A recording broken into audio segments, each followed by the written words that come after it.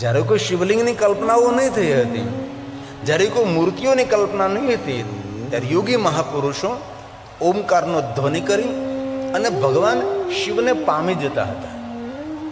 અને ભગવાન શિવને પામી જતા તેટલું જ નહીં, પોતાના જીવનની કામના મનોકામના પૂર્ણ કરતા હતા. અત્યારે પણ અનેક યોગી મહાપુરુષો છે, એ કોઈ મૂર્તિ પૂજા નથી કરતા, એ કોઈ શિવલિંગની પૂજા પણ નથી કરતા, સિર્ફ ઓમકારનો ધ્વનિ કરે છે. મૂર્તિ પૂજામાં શૃંગાર છે, ભગવાનની સુંદર સજાવટ છે. આપણું મન મૂર્તિમાં બેસે. મૂર્તિ પૂજા એ પ્રારંભ છે, લિંગ પૂજા મધ્યમ છે, અને ત્યારબાદ ઓમકારનો નાદ એ મૂળ છે.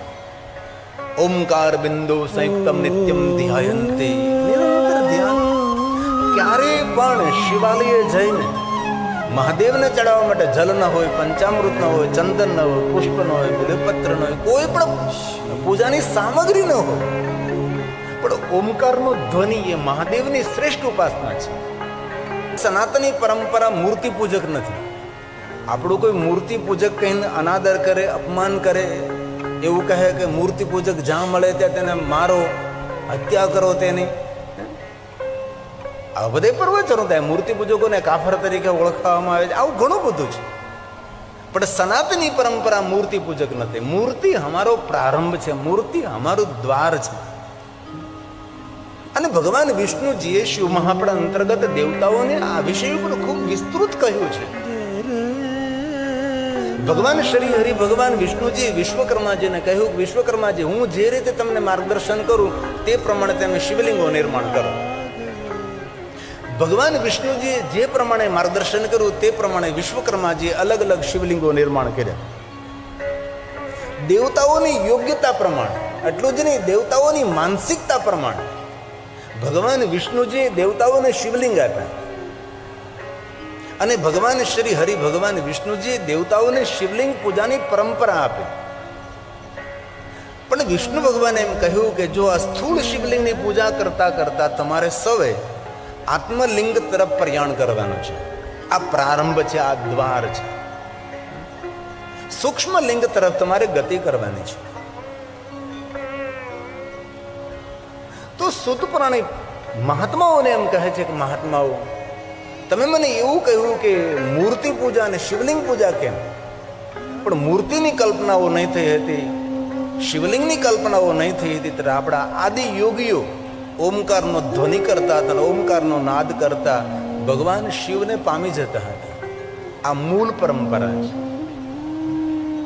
ત્યારબાદ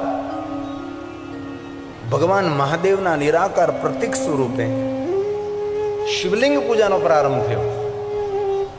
અને ક્યારેય કોઈ આપણને પૂછે કે શિવલિંગ પૂજાનો પ્રારંભ થયો સનાતન પરંપરાની અંદર, તો પહેલી શિવલિંગ પૂજા કોને કરી છે? કોઈ તો હોય કે જેને પ્રથમવાર ભગવાન મહાદેવના લિંગ સ્વરૂપની પૂજા કરી. પ્રશ્ન થાય, આપણે સનાતની છીએ, હિન્દુસ્તાનમાં રહી બધા હિન્દુસ્તાની તો ખરા જ, પણ સનાતની નહીં. અને આપણે સૌ તો સનાતની પરંપરામાં છીએ. હિન્દુસ્તાનમાં રહી બધા હિન્દુસ્તાની, પણ સનાતી તો સનાતન પરંપરા એક અલગ માર્ગ છે.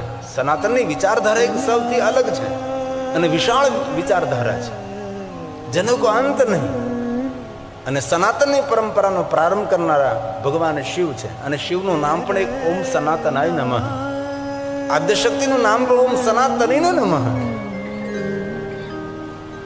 તો ક્યારેય કોઈ પ્રશ્ન કરે પૂજા પ્રથમવાર કોણે કરી, તો તેના જવાબ સ્વરૂપે આપણે એક જ વસ્તુ તેને કહી શકીએ છીએ, લિંગાષ્ટકની પહેલી પંક્તિ એનો જવાબ છે. કેટલું સરળતાપૂર્વક આપણે કહી શકીએ, કેટલું સરળતાપૂર્વક તેને જવાબ આપી શકીએ. અને કોઈને જવાબ આપીએ તો આપણી પાસે પ્રમાણ હોવું જોઈએ. સર્વ સિદ્ધાંત નિષ્પન્નમ, કથા શ્લોકાત્મક અને સૂત્રાત્મક બને.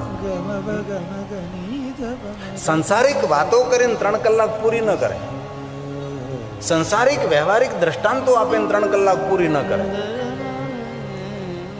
શિવ મહાપણા ગ્રંથ અથવા જે ગ્રંથને લઈને બેઠા હોય એ ગ્રંથના આધાર સ્વરૂપે ભગવાનના ચરિત્રનું વર્ણન કરવું અને શ્રોતાઓનું ચારિત્ર પ્રબલ બને એના માટે પ્રયાસ કરવો એ વક્તાનું કર્તવ્ય છે.